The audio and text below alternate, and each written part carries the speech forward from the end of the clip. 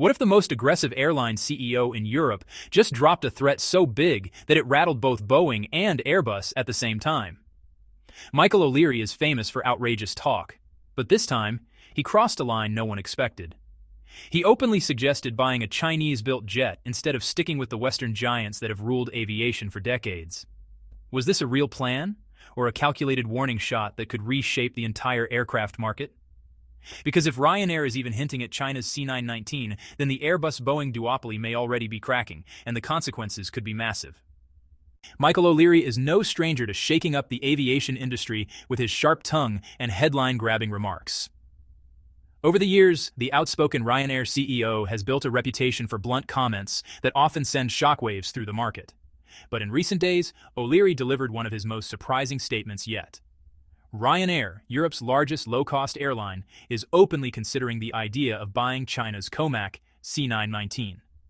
So what exactly happened here?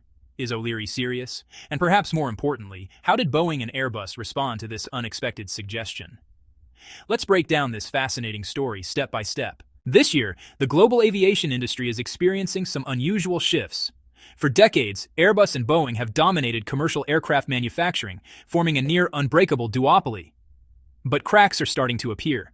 Competition among aircraft manufacturers is becoming more intense than ever, creating new choices not just for airlines, but ultimately for passengers as well. As the market evolves, new players are beginning to emerge, and China's COMAC is positioning itself as a potential challenger to the two Western giants. One of the most attention-grabbing comments highlighting this shift came directly from Michael O'Leary himself. The Ryanair CEO did not hesitate to publicly mention that his airline could consider buying Chinese-built aircraft, if the price makes sense.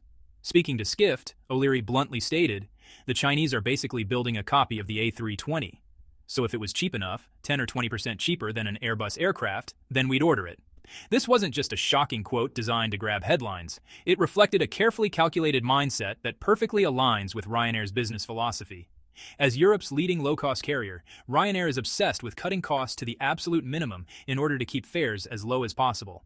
But is this really just about sticking to a low-cost strategy, or is there something more going on beneath the surface? To understand why this statement matters so much, you need to look at Ryanair's fleet.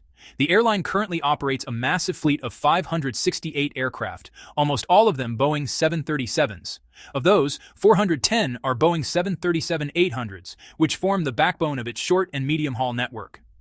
In addition, Ryanair operates 157 Boeing 737 MAX 8-200 aircraft, a higher-capacity variant of the 737 MAX designed specifically for dense, low-cost operations.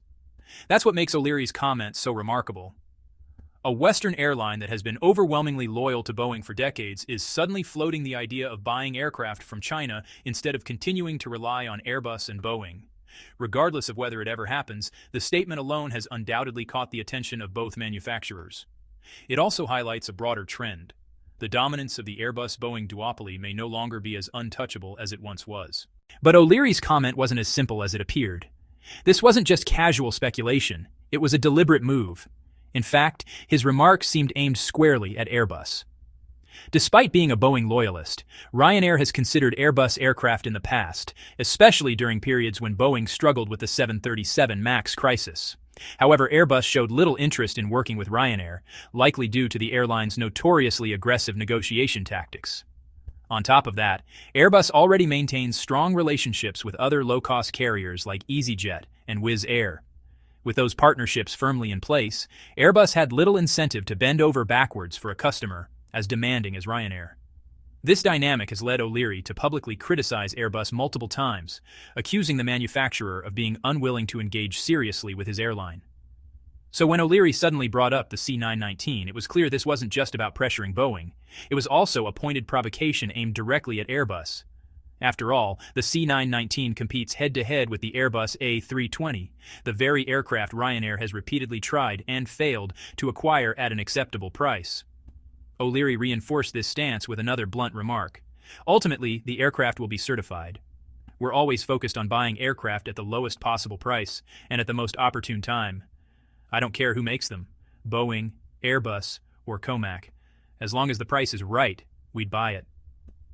What's especially interesting here is that O'Leary didn't compare the C919 to the Boeing 737 MAX, which Ryanair actually operates.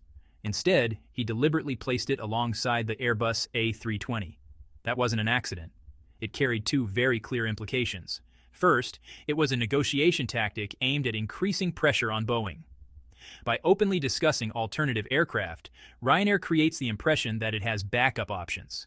That perception alone can force Boeing to offer better pricing, particularly at a time when the manufacturer is struggling with delivery delays. Second, it was a sharp, sarcastic jab at Airbus. The message was simple. If Airbus refuses to sell aircraft to Ryanair at a competitive price, the airline is perfectly willing to look elsewhere, even at a jet O'Leary himself described as a cheaper copy of the A320. In reality, Ryanair hasn't completely abandoned the idea of operating Airbus aircraft. O'Leary himself admitted, "We're big enough now that we could have Airbus and Boeing 737s.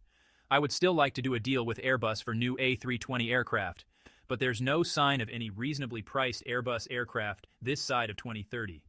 So while O'Leary may appear to be praising the C919 on the surface, this looks far more like a calculated strike aimed at both Boeing and Airbus. On one hand, he's reminding Boeing that Ryanair won't hesitate to explore alternatives if pricing isn't competitive. On the other, he's sending Airbus a clear signal that they are no longer the only serious option in the narrow-body market. This bold, confrontational strategy perfectly reflects O'Leary's negotiating style: aggressive, tactical, and always ready to pivot if it benefits his airline. Whether this talk of the C919 is genuine or purely strategic, one thing is undeniable. Chinese aircraft are now firmly on the global aviation radar.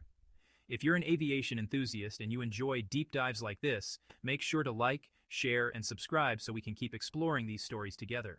The C919, developed by the Commercial Aircraft Corporation of China, or COMAC, is designed to compete directly with the Boeing 737 and Airbus A320. At present, it is certified only for domestic operations by China's Civil Aviation Administration.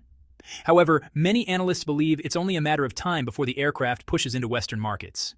If that happens, it could significantly reshape the balance of power in global commercial aviation. This isn't China's first attempt to enter a market long dominated by Western manufacturers.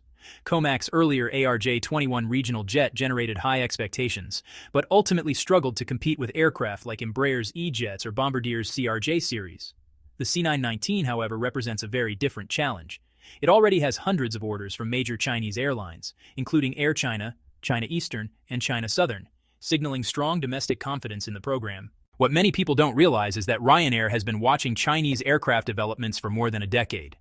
Back in 2011, the airline announced a design collaboration with COMAC, quietly suggesting that Chinese-built aircraft could one day join its fleet. While no orders have been placed, the interest has never fully disappeared. Despite being one of Boeing's most loyal customers, Ryanair has shown flexibility before. Its subsidiary, Lauda Europe, already operates a small number of Airbus A320s. O'Leary has acknowledged that expanding Airbus operations remains possible, especially for subsidiaries, but only if pricing becomes attractive. Ryanair's core strategy has always been simple: buy aircraft at the lowest possible price, often during downturns when manufacturers are desperate for orders. This approach has allowed the airline to maintain its cost advantage and aggressively expand. Even with Boeing delivery delays forcing Ryanair to reduce short-term passenger forecasts, the airline remains committed to its long-term goal of growing from 200 million to 300 million annual passengers by 2033 or 2034. Meanwhile, COMAC is accelerating production. According to reports, the company aims to build 75 C919 aircraft this year, a 50% increase over earlier plans, and eventually reach an annual output of 200 aircraft by 2029. That's an ambitious target and a clear signal that China intends to challenge Boeing and Airbus head-on. Still, major obstacles remain. The C919 relies heavily on Western suppliers for key systems, including its engines and avionics, making it vulnerable to geopolitical disruptions. Scaling production while maintaining international quality standards is another major hurdle. And perhaps most importantly, certification from regulators like the FAA and EASA remains uncertain. Until those challenges are resolved, a Ryanair order for the C919 remains highly unlikely. O'Leary's remarks are best understood as a powerful bargaining chip rather than an imminent fleet decision. But even as a bargaining chip, the message is clear. The era of unquestioned Airbus-Boeing dominance is being challenged, and China is positioning itself for a much bigger role in the future of global aviation.